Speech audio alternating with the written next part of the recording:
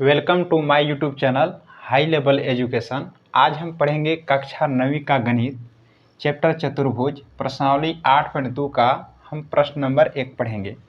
प्रश्न जो है बनाने से पहले इसमें लगने वाले पहले परिमेय के बारे में जानेंगे। ठीक है, इसमें जो परिमेय लगेगा ये आपका परिमेय लगेगा जो नीचे लिखा हुआ है। क्या लिखा हुआ है? मध्य बिंदु परिमेय। ठीक है ना। मध्य बिंदु परिमेय क्या होता है? देखिए क्या कह रहा है कि किसी त्रिभुज की किन्हीं दो भुजाओं के मध्य बिंदुओं को मिलाने वाला रेखाखंड तीसरी भुजा के समांतर होता है और उसका आधा होता है। यानी कह क्या रहा है परिमेय? देखिए एक त्रिभुज है, मान के चलिए ये देखिए एक त्रिभुज हो गया, ये त्रिभुज हो गया। इस त्रिभुज को मान लेते हैं कि ए बी सी है। किसी त्रिभुज की किन्हीं दो बिंदुओं के मध्य बिंदु यानी दो भुजाओं के मध्य बिंदु, यानी दो भुजा को ले लीजिए। तो मान के चलिए ए बी एक भुजा है, इसमें एक मध्य बिंदु हम ले लिए डी। ठीक है, और एक भुजा और ले लिए हम ए सी, इसका मध्य बिंदु ले लिए हम ई। मध्य बिंदु का मतलब होता है बीचों बीच बिंदु ना, जो बराबर बराबर भाग में काट दे। तो जो डी जो पॉइंट है समझना है कि वह ए बी को आधा आधा भाग में काट रहा है, और ए सी पॉइंट जो ए सी के मध्य में जो ई बिंदु है ये भी आधा आधा काट रहा है। मध्य बिंदु मतलब यही होता है बीचों बीच ना। मध्य बिंदुओं को मिलाने वाला रेखाखंड, ई दोनों को हम मिला देते हैं, डी और ई को मिला दिए। ई जो रेखाखंड है डी, ठीक है ना, क्या कहता है? तीसरी भुजा के समांतर होता है। तीसरी भुजा का मतलब हुआ कि पहला भुजा तो ये भी हुआ जिसका मध्य पॉइंट डी हो गया, दूसरा हो गया भुजा ए सी जिसका मध्य पॉइंट क्या हो गया? ई हो गया। अब इसका रेखाखंड मिलाएंगे तो पहला हो गया, ये दूसरा हो गया, तीसरा कौन बचा? बी सी बचा। ये कहता है कि तीसरी भुजा के समांतर होता है। मतलब कह रहा है कि जो डी जो रेखाखंड है, हम लिख सकते हैं कि जो डी रेखाखंड है, ठीक है ना, किसके समांतर कह रहा है? तीसरी भुजा के। तो ए बी पहला हो गया, ए सी दूसरा हो गया, और तीसरा कौन हो गया? बी सी, यानी बी सी के समांतर हो गया। फिर क्या कहता है? और उसका आधा होता है। मतलब कह रहा है कि तथा, यहाँ पर लिख लेंगे तथा, ये जो डी रेखाखंड है, ये जो डी रेखाखंड है, ठीक है ना, किसके बराबर है? यानी BC के आधा हो जाएगा ना, BC के आधा का बराबर है, तो यानी 1/2 BC होगा। ठीक है, ये परिमेय यही कह रहा है। ठीक है, फिर से बात देख लीजिए। देखिए एक त्रिभुज है, त्रिभुज के कोई दो भुजा में हम क्या करेंगे कि दो मध्य बिंदु लेंगे, ठीक ना। तो ए बी के मध्य बिंदु डी लिए, ए सी का मध्य बिंदु ई लिए, ये दोनों को मिला दिए तो ये हो गया रेखाखंड। ठीक है, डी रेखाखंड हो गया। ये जो रेखाखंड जो आया तीसरी भुजा के समांतर, ठीक है, पहली हो गया ए बी, दूसरा हो गया ए सी, तीसरा हो गया बी सी, तीसरी भुजा के समांतर हो गया, यानी डी समांतर बी सी लिखे हैं। अब क्या कर रहा है कि इसका आधा भी होता है, यानी जो डी जो है ना, ये अगर BC को हम आधा कर देंगे तो ये दोनों बराबर हो जाएगा, यानी BC का आधा डी के बराबर होगा। ठीक है ना। ठीक है, इसी प्रकार से एक और समझिए। देखिए एक त्रिभुज हो गया, ये त्रिभुज, यही परिमेय आपको लागू होगा ना, तो ध्यान से आपको देखना है, और इस क्वेश्चन में यही प्रयोग इसी का हम प्रयोग करेंगे। ठीक है, ये देखिए त्रिभुज हो गया। ठीक है, इसको मान लेते हैं PQR। ठीक है, ये त्रिभुज आपको दिख रहा होगा। मान के चलिए कि कोई दो पॉइंट ले लीजिए, ऐसा है नहीं कि यही दो पॉइंट लेंगे, हम इसमें कोई दो पॉइंट लेते हैं। मान के चलिए कि ये जो PR है इसके मध्य बिंदु यहाँ पर ले लिए हम N। ठीक है, और ये QR का जो मध्य बिंदु है ए पॉइंट पर ले लिए हम M। ठीक है, दिख रहा है ना। अब देखो यहाँ पर लिए थे, अब देखिए PR के मध्य में N लिए, QR के मध्य में M लिए, ठीक है ना, किधर ले सकते हैं। ठीक है, अब इसको इस दोनों रेखाखंड को हम मिला दिए, ये देखिए इसको हम इससे मिला दिए, MN हो गया रेखाखंड। अब आपसे अगर पूछेंगे कि MN जो है रेखाखंड जो MN है किसके समांतर होगा, तो MN जो रेखाखंड होगा ना तीसरी भुजा के समांतर होता है। तो तीसरी भुजा क्या है? ये पहला हो गया, दूसरा हो गया, अभी तीसरा हो गया, यानी ये जो रेखाखंड आया तीसरी भुजा के समांतर हो। यानी ऐसे हम कह सकते हैं कि जो PQ जो है ना, यानी MN रेखाखंड समांतर किसके होगा? तीसरी भुजा, तीसरी भुजा से क्या है? PR के समांतर होगा। तथा आधा भी तो होता है ना, तो तथा आधा भी होता है। कौन है? MN जो है 1/2 किसके? BC के। यही आपको परिमेय है। तो आपको अच्छी तरह से परिमेय समझ में आ गया होगा कि जब कोई दो मध्य बिंदु जब मिलाता है रेखाखंड तीसरी भुजा के समांतर होता है और क्या होता है तीसरी भुजा के आधा भी होता है। तो यही परिमेय था आपका, ठीक है। और यही परिमेय जो आपका क्वेश्चन नंबर 1 में लागू होगा। तो आशा कर दें कि परिमेय आपको अच्छी तरह से समझ में आ गया होगा। अगर समझ में आ गया होगा तो क्वेश्चन बहुत ही आसान है। देखिए अब इसको क्या करते हैं, इसको मिटा दे रहे हैं, ठीक है। देखिए इसको हम मिटा दे रहे हैं, अब क्वेश्चन को हम बनाते हैं। देखिए मिटा दिए। अब क्वेश्चन नंबर हम 1 देखते हैं, ठीक है। क्वेश्चन नंबर 1 देखते हैं। क्वेश्चन नंबर 1 क्या कह रहा है, इसको हम लिख दे रहे हैं हल। यहाँ से हल करते हैं, हल करते हैं। क्वेश्चन नंबर जो है क्या कह रहा है कि एस आर समांतर AC और एस आर बराबर 1/2 AC है, ऐसा हमको दर्शाना है, ठीक है। पहले हम देखते हैं कि एस आर और समांतर AC है कहाँ। देखिए एस आर आपको दिख रहा है, ये वाला, ये देखिए एस आर है, दिख रहा है। और AC देखिए, ए देखिए विकर्ण है ना।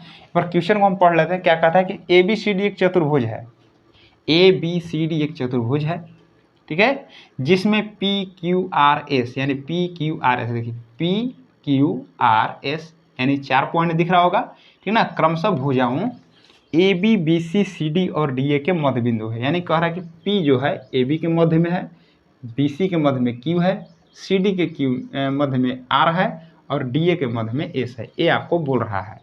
AC उसका विकर्ण है। AC क्या कर रहा है, एक तो C में मिला दिए, AC एक विकर्ण है। आपको क्वेश्चन ए 3 आपको दिया हुआ है। तो क्वेश्चन आपको समझ में आ गया होगा, ठीक है। हमको प्रूव करना है 1 2 3 यानी हल करके आपको दिखाना है, ठीक है। कैसे हल होगा देखिए। तो इसमें देखिए एस आर समांतर AC के है, जैसा कि दिख रहा होगा एस आर और दिख रहा होगा AC।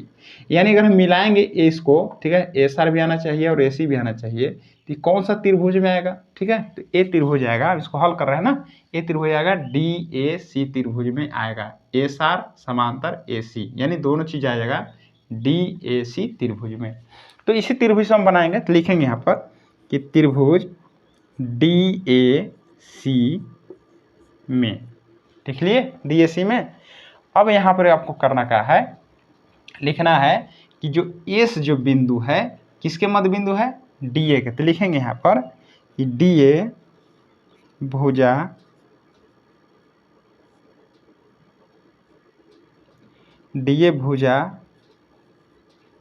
के मध्य बिंदु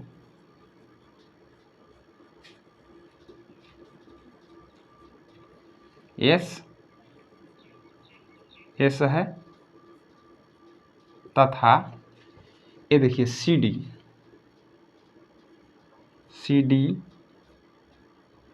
भुजा के मध्य बिंदु क्या है, R है। कोई दिक्कत है यहाँ पर, कोई दिक्कत नहीं होगा, क्योंकि देखिए यहाँ पर दिया हुआ है आपको जो P जो है QRS यानी ये भुजा जो है AB के मध्य में है, BC के मध्य में Q है, CD के मध्य में R है और DA के मध्य में S है, जो कि हम लिखे हैं, दिया हुआ है ना। DA भुजा जो है, DA भुजा के मध्य बिंदु S है तथा CD भुजा के मध्य बिंदु R है, ठीक है। तो हम अब यहाँ पर परिमेय लागू हो जाएगा।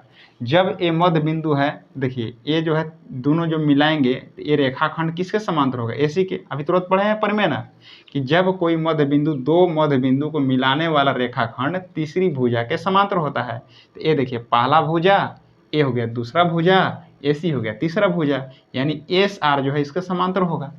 अभी तो यही पढ़े हैं। तो यहाँ पर लिखेंगे कि SR समांतर हो जाएगा तीसरी भुजा क्या है, AC तथा SR जो है बराबर किसका होगा, AC के आधा हो जाएगा, तीसरी भुजा के आधा हो जाता है, पता है ना, है। ये आपको प्रूफ करना था, प्रूफ हो गया। तो इसको आपको लिख देना है कि भाई कैसे प्रूफ हुआ। तो इसको आपको लिख देना है रीजन, क्या रीजन लिख देना है कि मध्य बिंदु परिमेय से। तो मध्य बिंदु के नियम से हम क्या किए कि इसको हम प्रूफ कर दिए, कोई दिक्कत है? कोई दिक्कत नहीं होना चाहिए। ठीक है, ठीक है। अब देखिए आपको ये देखिए पहला क्वेश्चन आपका ये हल हो गया। दूसरा क्वेश्चन देखिए, यहाँ पर देखिए दूसरा क्वेश्चन यहाँ पर लिख देते हैं हम। दूसरा बहुत आसान क्वेश्चन है।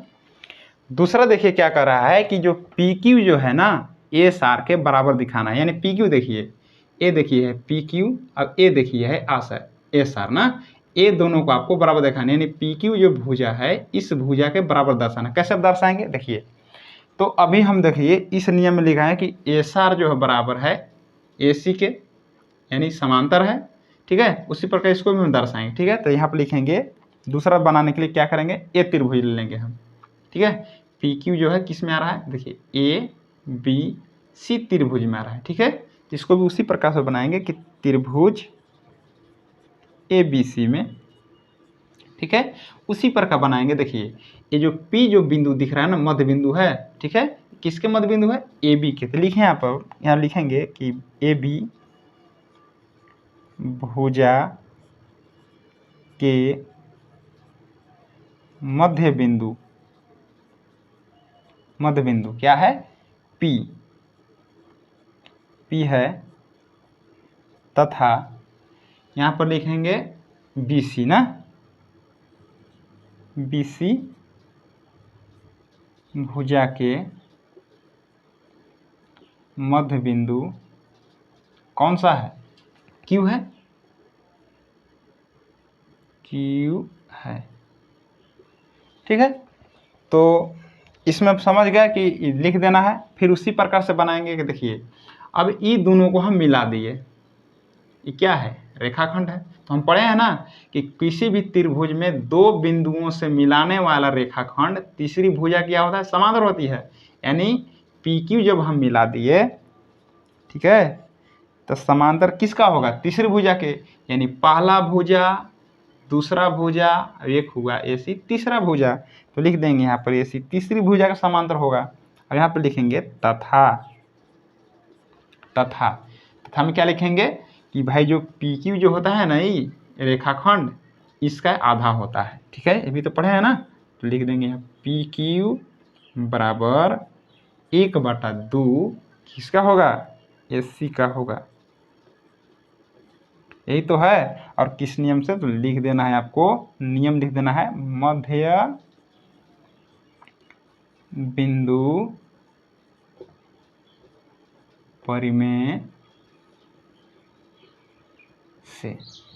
दिख रहा होगा आपको, ठीक है ना, मध्य बिंदु परिमेय से हम बना दिए। ठीक है, अब हमको तो क्या लाना है कि पी क्यू बराबर एस आर को लाना है। अब ये आएगा कैसे, देखिए, तो यहाँ पर देखिए एस आर है, यहाँ पर देखिए पी क्यू है, यहाँ पर देखिए एस आर है, यहाँ पर पी क्यू है ना। तो इसको हम समीकरण फर्स्ट मान लेते हैं, इसको हम समीकरण सेकेंड मान लेते हैं। अब यहाँ पर लिखेंगे कि समीकरण फर्स्ट तथा सेकेंड से, समीकरण फर्स्ट तथा सेकेंड से। दिख रहा होगा ना, ठीक है, दिख रहा है। देखिए तो इसको कैसे करेंगे, देखिए यहाँ पर ध्यान से, एस आर समांतर है ए सी के, पी क्यू समांतर है ए सी के। यानी हम कह सकते हैं कि ए सी इसमें भी है, ए सी इसमें भी है, कॉमन है। ठीक है, जब ए सी इसके बराबर है, ए सी इसके बराबर है, तो ये वाला दोनों इसके बराबर होगा। यानी राइट राइट दोनों अगर बराबर है तो लेफ्ट लेफ्ट भी बराबर होगा। यानी दायां साइड वाला दोनों बराबर है ना, ए सी, तो बायां साइड वाला भी बराबर होगा। ठीक है ना, ऐसे आपको समझना है। ठीक है, तो हम यहाँ पर लिख सकते हैं कि जो एस आर है, ठीक है, समांतर किसके हो जाएगा, पी क्यू के। ठीक है, फिर लिखेंगे तथा, उसी प्रकार समझिए 1/2 ए सी इधर भी है, 1/2 ए सी इसे, मतलब दाहिना साइड वाला दोनों बराबर है, तो बायां साइड वाला भी दोनों बराबर होगा। ठीक है, तो यहाँ पर लिखेंगे हम एस आर बराबर पी क्यू। हमें क्या सिद्ध करना था, पी क्यू बराबर एस आर, यहाँ पर एस आर बराबर पी क्यू है। यानी आप इसको इधर भी लिख सकते हैं, इसको इधर भी लिख सकते हैं, कोई प्रॉब्लम नहीं है। ठीक है ना, तो ये आपका जो प्रूफ करना था ये प्रूफ हो चुका है। क्वेश्चन नंबर दूसरा बन गया। तो आसान क्वेश्चन है, ठीक है ना। आपको मतलब शुरू से अंत तक वीडियो देखिएगा तो आपको कोई प्रॉब्लम नहीं होगा। ठीक है, क्वेश्चन नंबर देखते हैं 3। ठीक है, देखिए क्वेश्चन नंबर 3 क्या कह रहा है, यहाँ पर बना दे रहे हैं। देखिए क्वेश्चन नंबर 3 कहता है कि पी क्यू आर एस एक समांतर चतुर्भुज है। हमको ऐसा सिद्ध करना मतलब दर्शाना है। तो देखिए पी क्यू आर एस एक क्या है, एक समांतर चतुर्भुज है। आपको दर्शाना है कि भाई समांतर चतुर्भुज है या नहीं है, ठीक ना। तो आपको दर्शाना है। तो सबसे पहले हम जान लेते हैं यहाँ पर लिखेंगे चतुर्भुज, चतुर्भुज, ठीक है ना। पी क्यू आर एस में इसमें आपको देखना है, क्या देखना है। तो सबसे पहले हम गुण जानेंगे कि चतुर्भुज का आखिर गुण कौन सा है कि उसको हम दर्शा देंगे तो हमें प्रूफ हो जाएगा। तो गुण के बारे में जानना होगा ना। तो देखिए समांतर चतुर्भुज दर्शाने के लिए, देखिए आप अगर पिछला वीडियो देखे होंगे तो हम बताए थे कि यदि समांतर चतुर्भुज हमें दर्शाना है, ठीक है, तो आमने सामने का भुजा बराबर कर दीजिए। देखिए आमने सामने, इसका आमने सामने, ठीक है, यानी दो जोड़ा आपको बराबर करना होगा। इसका आमने सामने ये वाला, इसका आमने सामने ये वाला। नहीं तो इस प्रकार से करना होगा कि कोई आमने सामने का भुजा बराबर और समांतर दिखाना होगा, ठीक है। तो हम क्या कर रहे हैं कि आमने सामने का भुजा बराबर और समांतर दोनों दर्शा दे रहे हैं। अगर ऐसा हम दर्शा देंगे तो क्या हो जाएगा, प्रूफ हो जाएगा कि यह जो है पी क्यू आर एस क्या है, एक समांतर चतुर्भुज है, ठीक ना। तो चलिए यहाँ पर देखिए पी क्यू आर एक समांतर चतुर्भुज दर्शाना था। देखिए यहाँ पर देखेंगे, यहाँ पर आप प्रूफ कर चुके हैं। देखिए यहाँ कि एस आर समांतर है पी क्यू के। देखिए एस आर जो है ना, एस आर किसके है, पी क्यू के समांतर है ना। और यहाँ पर आप दर्शा चुके हैं कि एस आर बराबर भी है पी क्यू के, यानी ये जो भुजा है ना बराबर भी है और क्या है, ये समांतर भी है, ठीक है। तो हमें एक जोड़ा बराबर और एक जोड़ा क्या है, मैंने बराबर और समांतर, यानी एक जोड़ा हमको बराबर और समांतर अगर दर्शा देंगे तो हम कह सकते हैं कि यह जो है पी क्यू आर एस एक समांतर चतुर्भुज कह सकते हैं। यहाँ पर लिख सकते हैं कि यहाँ पर लिख दीजिए कि ये वाला जो एस आर है ना, एस आर समांतर किसको हो जाएगा, पी क्यू के तथा, ठीक है, और एस आर जो है, ठीक है, एस आर बराबर भी है पी क्यू के। यानी चतुर्भुज यानी समांतर चतुर्भुज दर्शाने के लिए कोई एक जोड़ा अगर हम बराबर और समांतर अगर दोनों दर्शा दिए ना तो हम कह सकते हैं कि यह जो चतुर्भुज होगा ना समांतर चतुर्भुज है। तो लिख सकते हैं कि अतः, अब लिख देते हैं, ये देखिए कहाँ से लिखे हैं, इसको हम समीकरण थर्ड मान लेते हैं। ये चलिए समीकरण थर्ड मान लेते हैं और यहाँ लिख देते हैं रीजन भाई कि समीकरण हम थर्ड से ले लिए, थर्ड से ले लिए। अब हम कह सकते हैं कि एक जोड़ा बराबर भी है और समांतर भी है। तो अतः क्या हो जाएगा कि चतुर्भुज जो है ना पी क्यू आर एस एक समांतर चतुर्भुज है। ये आपका जो तीनों क्वेश्चन था, तीनों क्वेश्चन हल हो गया, ठीक है।